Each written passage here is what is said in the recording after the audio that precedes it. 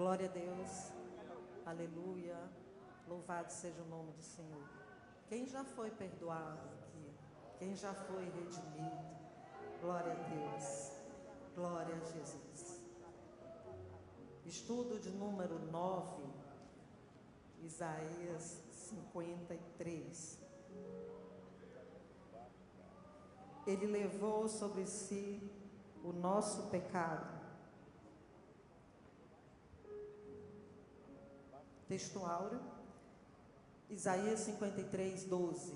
Por isso eu lhe darei muitos como a sua parte, e com os poderosos repartirá ele o despojo. Porquanto derramou a sua alma na morte, foi contado com os transgressores, contudo levou sobre si o pecado de muitos, e pelos transgressores intercedeu. Verdade prática, Jesus veio como oferta perfeita diante de Deus, suficiente para perdoar pecado e salvar todos os que nele creem. Façamos a leitura bíblica agora, Isaías 53, de 1 a 12. Vamos fazer responsivamente. Eu vou iniciar a leitura no versículo 1. Quem deu crédito à nossa pregação? E a quem se manifestou o braço do Senhor?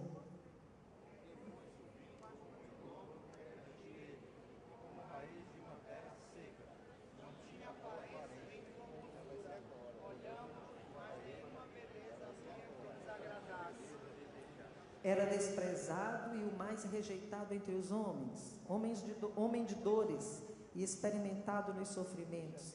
E como um de quem os homens escondiam o rosto, era desprezado e não fizemos dele caso algum.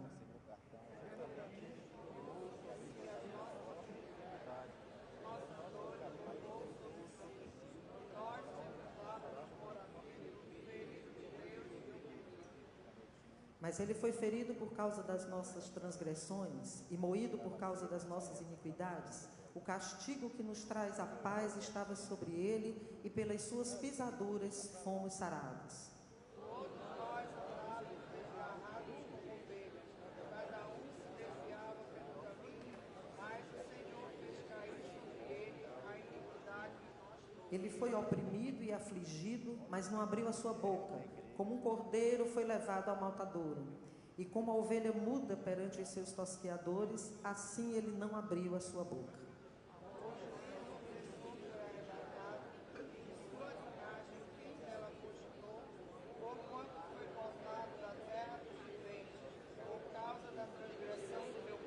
E puseram a sua sepultura com os ímpios, e com o rico na sua morte, ainda que nunca cometeu injustiça, nem houve engano na sua boca. Todavia o Senhor agradou por ele, fazendo enfermar, quando der ele a sua alma como oferta pelo pecado. Verá sua posteridade, prolongará os seus dias, e a vontade do Senhor prosperará nas suas mãos. Ele verá o fruto do trabalho da sua alma, e ficará satisfeito. Com o seu conhecimento, o meu servo, o justo, justificará a muitos, porque as iniquidades deles levará sobre si. Por isso lhe darei a parte de muitos, e com os poderosos repartirá ele o despojo, porquanto derramou a sua alma na morte, e foi contado com os transgressores. Mas levou sobre si o pecado de muitos, e intercedeu pelos transgressores. Senhor, nosso Deus e Pai, te adoramos, te bendizemos, te agradecemos pela tua palavra, te agradecemos por tudo e pedimos a tua direção, Senhor, para aprendermos hoje mais de ti, em nome de Jesus. Amém. Os irmãos podem sentar. Nós hoje estudamos esse capítulo 53, que é o mais forte de Isaías, pois trata da profecia que anunciou o servo sofredor. É um texto lindo, e há quem ensine que o Novo Testamento está aqui em Isaías 53. Na beleza e na força desse texto, nós podemos perceber contrastes exatamente sobre o servo. A sua aparência comum contrasta com a sua natureza divina incomum. A sua fragilidade física contrasta com seu poder infinito. A sua bondade, a sua disponibilidade contrastam com o desprezo que ele recebeu. A sua inocência contrasta com o castigo terrível que ele recebeu. A sua aparente derrota contrasta com a sua vitória triunfante sobre o maligno. A sua graça e o seu favor em nosso benefício contrasta com a baixeza do nosso pecado. Bendito seja o nome do Senhor. Essa lição, meus irmãos, ela nos direciona a compreender a missão do servo do Senhor como Salvador para Israel e para as nações. Também a lição nos faz refletir sobre a obediência, sobre o sofrimento do servo que suportou a rejeição para, ao final, nos dar a redenção, nos dar a salvação. Essa lição também nos direciona a valorizar o perdão e a restauração prometidos por Deus para o seu povo.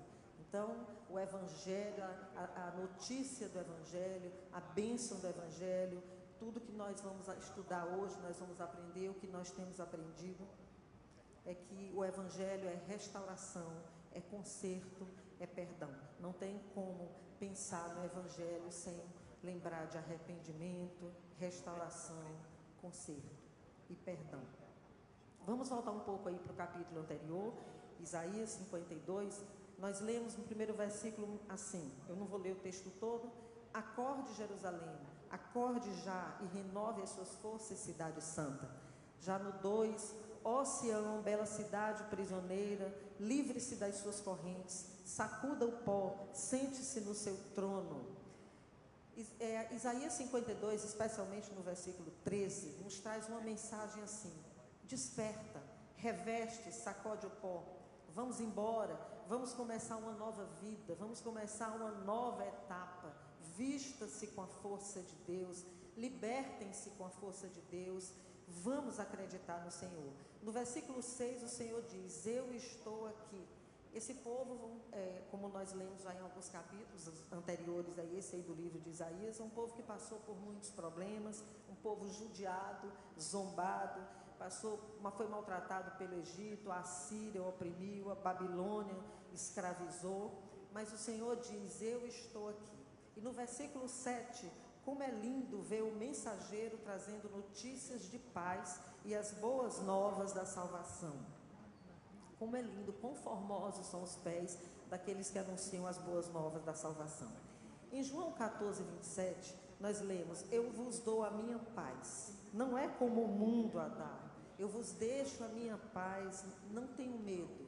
Então Jesus, ele nos falou aí, mesmo em meio à guerra, a conflitos, mesmo em meio a problemas, em meio às circunstâncias, em meio a esse conflito que nós vivemos todo o tempo entre o bem e o mal, o Senhor nos dá a sua paz. E é uma paz que excede todo o entendimento, é um estado espiritual. Não é? Muitos não têm essa paz, não compreendem ainda o verdadeiro sentido de viver com Deus, de ter Jesus na vida e desfrutar da paz de Deus. Então, nós somos esses anunciadores dessa paz, nós somos os anunciadores do Evangelho, das boas novas, como diz aqui em Isaías 52, e nós já lemos. O povo de Deus é um povo que leva a paz, é um povo que não conflita, é um povo que não leva a guerra, não provoca discórdia, nem inimizades, mas é um povo firme que propaga o Evangelho e fala e vive essa paz de Deus.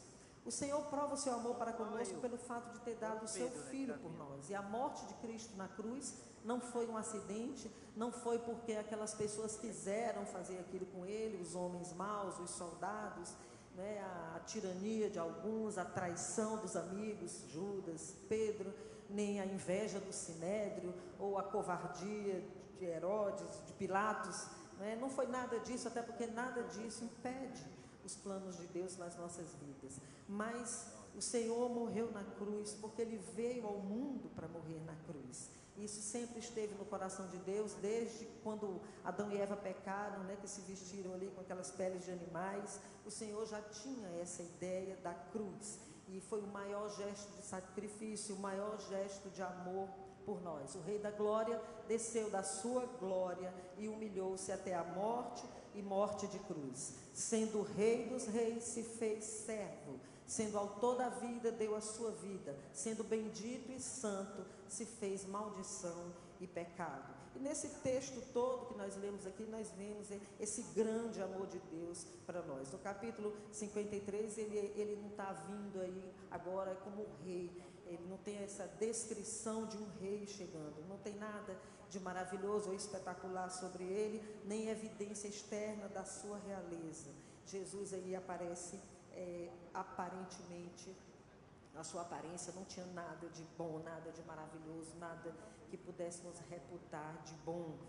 No seu ministério aqui na terra, Jesus, ele passou por um ano, quando esteve na Galiléia, mais ou menos o seu segundo ano de ministério, em que ele teve ali uma aceitação, um aparente sucesso, mas depois disso ele enfrentou uma crescente oposição. As circunstâncias que o cercavam sempre eram circunstâncias adversas, mas ele não olhou para as circunstâncias, ele olhou para o que ele tinha que fazer, ele olhou para o amor de Deus. Ele foi o verdadeiro, ele é o verdadeiro amor que morreu na cruz por nós. Esse capítulo 53 foi escrito 700 anos antes de Cristo, esse livro, não é? E ele descreve detalhadamente a crucificação e o estado físico de Cristo, mas é de uma forma tão perfeita que parece que alguém está descrevendo a cena, alguém que viu, alguém que presenciou a cena. E a cena é de um servo sofredor, que foi rejeitado, desprezado. Aqui se vislumbra uma pessoa cheia de sofrimentos, né, humilhado, cheio de humilhação, e também da exaltação que foi descrita na morte do servo. Não tem outra passagem no Antigo Testamento que retrate tão bem esse momento, essa profecia. Meus irmãos, Jesus foi rejeitado, humilhado, e nós sabemos, e nós estamos, né, aprendendo isso hoje. Mas quando nós vamos ler sobre os profetas também na Bíblia, Isaías, Jeremias, Oséias, Obadias, e Naum, Abacuque, especialmente Jeremias, né? João Batista no Novo Testamento, quando nós lemos sobre a vida dos profetas, a vida deles era uma vida assim, porque levar a verdade do Senhor e a palavra de conserto, a palavra que eles sempre tinham, era uma palavra de que o povo tinha que se consertar, tinha que mudar, as coisas não estavam certas, o Senhor dava a palavra e levantava esses profetas, e eles iam cumprir aquilo que o Senhor mandava fazer, porque alguém tem que levantar-se, alguém tem que realmente falar. Mas essas pessoas não tiveram uma vida tão fácil, a vida delas foi de rejeição, a vida delas foi de incompreensão. Jeremias foi preso, por exemplo. São tantas dificuldades, são tantas situações, mas o Senhor levanta pessoas para falarem a palavra, o Senhor levanta as pessoas para falar ao povo sobre a verdade, o Senhor levanta anunciadores das boas novas e desde sempre levantou, como levanta até hoje. O nosso papel como igreja, como povo de Deus que ouve a palavra do Senhor, é orar pelos pastores que são levantados, orar pelas pessoas que são levantadas, que tantas vezes nem querem fazer, mas fazem, levantam-se, fazem a obra do Senhor, falam acerca da palavra do Senhor.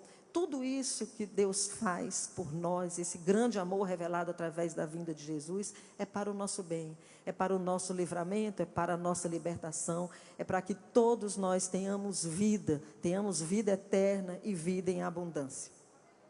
Quem levou Jesus à cruz?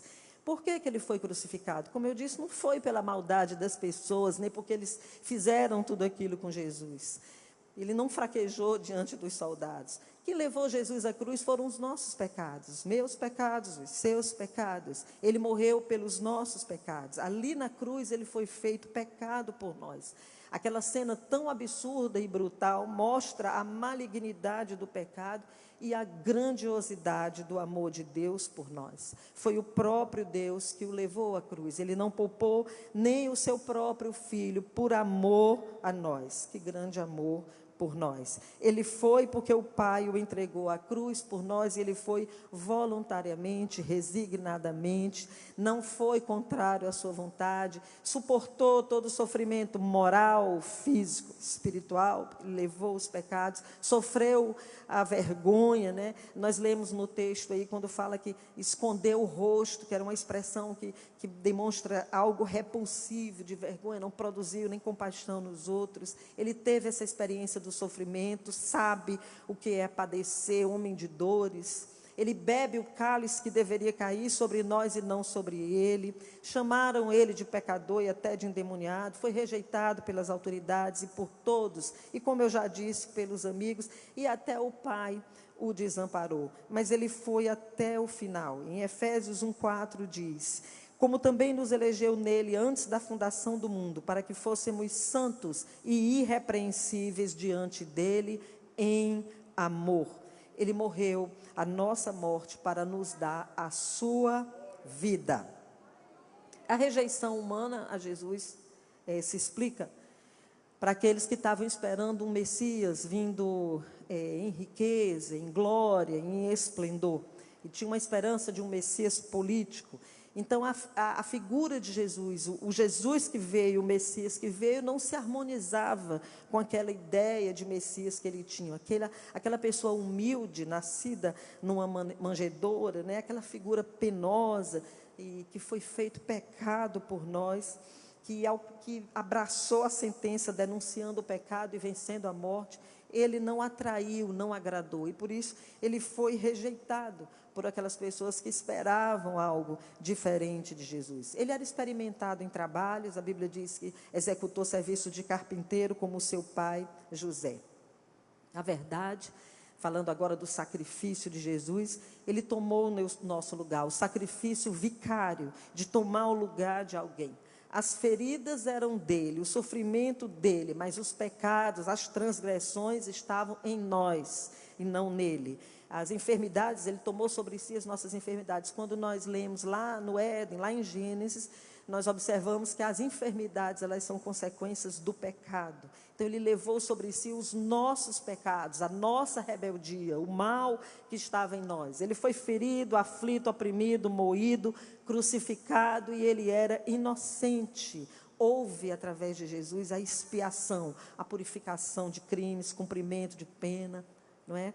Jesus fez tudo isso por nós, porque todos nós andávamos desgarrados como ovelhas, cada um se desviava pelo caminho, ovelhas que não têm pastor. E por isso, mais uma vez eu falo, oremos pelos nossos pastores, amemos aqueles que nos conduzem, que nos ensinam, que falam a palavra de Deus para nós, nos corrigem e nos corrigem na palavra e nos deixam no caminho certo, no caminho que o Senhor já mostrou para nós. Cristo morreu em 1 Coríntios 15, 3 e 4, nós lemos: todos nós estávamos caídos da glória de Deus, Cristo morreu por nossos pecados e foi sepultado e ressuscitou ao terceiro dia. Romanos 3, 23 diz que todos nós carecemos de salvação. Então, a cruz de Cristo é o palco do amor de Deus, a morte do Cordeiro. Não precisa mais do Cordeiro. O Cordeiro era sacrificado, era morto para tirar os pecados. Tudo apontava para Jesus. O Cordeiro sofria, não era o culpado. Então, o Cordeiro já sofreu por nós. Jesus já morreu na cruz. E é na cruz de Cristo que nós temos a salvação. Ele mesmo se prontificou a fazer. O castigo que estava sobre ele nos traz a paz. Filipenses 2,8 diz: achado na forma de homem, humilhou-se a si mesmo, sendo obediente até a morte. Isaías, então, nos mostra que o servo humilde e sofredor, sem deixar de exaltá-lo como Senhor e servo, ele nos substitui sacrificialmente, na seguinte ordem: é o sacrifício completo, rejeitado, sofredor substituto e cordeiro expiatório. Jesus, o Criador, foi cuspido pela criatura. Cuspiram no rosto dele. Foi muita humilhação, e essa humilhação até hoje é a mais agressiva que tem. Nele colocaram vestes, zombaram, não havia beleza ali que o agradasse. Ele não era feio, a Bíblia diz que era nós sabemos que era uma beleza comum entre os judeus, mas na cruz, naquele momento, não havia beleza nenhuma nele, nada que pudesse agradar. Sofreu tortura, foi espancado e tudo aquilo que nós já sabemos. Como ele reagiu indo. Ele se entregou. O aflito de Deus tomou sobre si as nossas enfermidades, os nossos pecados. Ele foi conscientemente, deliberadamente para morrer, e ele foi o motivo dele ter vindo ao mundo, foi esse. E além de tudo isso, não abriu a boca, não reagiu, e pelos transgressores ele intercedeu. Cabe aqui, antes de nós entrarmos na parte gloriosa, na recompensa da cruz, na alegria do Messias, nós fazermos para nós mesmos alguns questionamentos. Né? Jesus veio como o povo não esperava, porque ele veio humilde, ele veio servo, ele não veio daquela forma pomposa. Como será que nós reagimos diante dessa situação, quando esperamos que alguém se apresente diante de nós, cheio de pompas, cheio de grandeza, mas a pessoa se apresenta diante de nós humilde, simples, igual a você? Como nós reagimos? Será que preterimos? Será que damos esse valor? Como nós olhamos para as pessoas nessa situação? E quando vamos valorizar, quem nós valorizamos? Como é o nosso juízo de valor em relação às pessoas que assim se apresentam? Jesus veio e inocente foi levado à cruz. Mas ele venceu a morte. Quando ele morreu, o inferno pensou que estava prevalecendo, e Jesus entrou nas entranhas da morte, matou a morte e ressuscitou, inaugurando a imortalidade. Ali ele humilhou todo o mal, todos, escrevendo a nossa liberdade, o quebrar das nossas algemas. A cruz significa redenção, justiça de Deus. Esse é o cenário, a cruz. Ele abriu tudo de dentro para fora e ele conquistou a nossa redenção. Jesus chama um povo para si, chama a nós somos o povo de Deus. Jesus chama esse povo e a alegria dele é salvar a mim, é salvar você. Nós somos o presente de Deus ao Filho. Ele foi para a cruz sabendo que sofreria, não levou em conta o vilipêndio, a zombaria, porque tinha uma alegria lá, a nossa salvação, a minha e a sua salvação. E às vezes nós precisamos reagir a algumas situações, mas às vezes nós precisamos, assim como Jesus, calar e saber que ao final a alegria vem. Foi por você, por mim, por nós que ele suportou a cruz para nos dar a vida eterna. Então, se alguém aqui ainda duvida disso, não espere mais, não duvide mais. Ele já deu tudo por você. Ele deu o seu filho. Então, hoje é dia de voltarmos para Deus. O servo, ele é rico em perdoar. O servo é satisfeito, não precisa mais de cordeiro. O caráter de Cristo já foi vindicado, ele era inocente.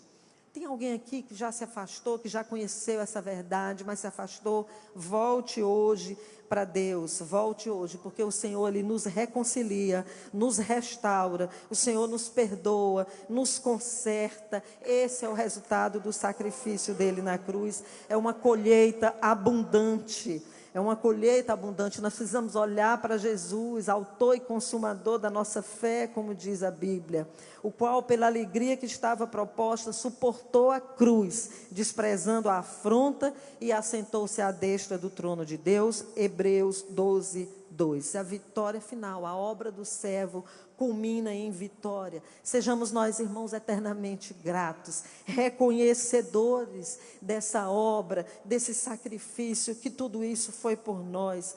A recompensa da obediência de Jesus garante a nós que por sua morte a salvação é para nós, ela é oferecida àqueles que pela fé reconhecem esse sacrifício.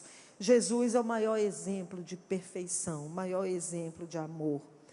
O fruto do seu penoso trabalho, o servo satisfeito, a morte na cruz, por um povo que foi salvo. Não é um povo pequeno, é um grande povo. Muitos serão salvos. Deus vai mostrar o fruto da salvação de Cristo numa quantidade imensa de pessoas salvos por Cristo. Bendito seja Deus.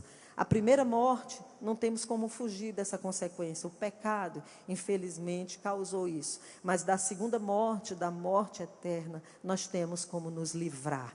Nós temos como aceitar a Cristo e viver essa verdade, entender esse sacrifício, esse amor e essa obediência. Estejamos realmente, irmãos, ao pé da cruz, vivendo em santidade, buscando a santidade, vivendo na paz do Senhor Jesus, sendo sal da terra, luz do mundo, é o que o Senhor quer de nós.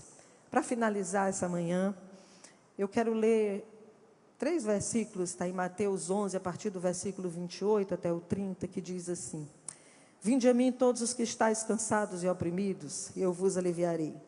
Tomai sobre vós o meu jugo e aprendei de mim, que sou manso e humilde de coração, e encontrareis descanso para a vossa alma, porque o meu jugo é suave e o meu fardo é leve. Essa palavra do Senhor é para todos nós, para toda a igreja, para todas as pessoas.